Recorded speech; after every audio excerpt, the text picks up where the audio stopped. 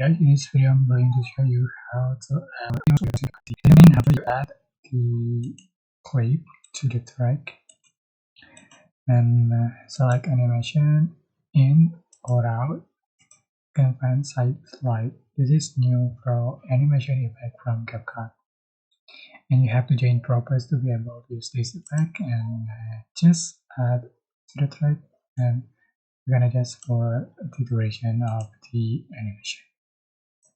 So for the clip,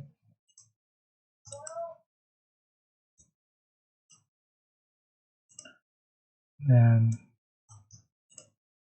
you can combine with effect. Select effect and select effect you like, so you can see for the final result. I hope this tutorial was helpful for you guys. Don't forget to like, comment, share, and also subscribe. Thank you so much for watching.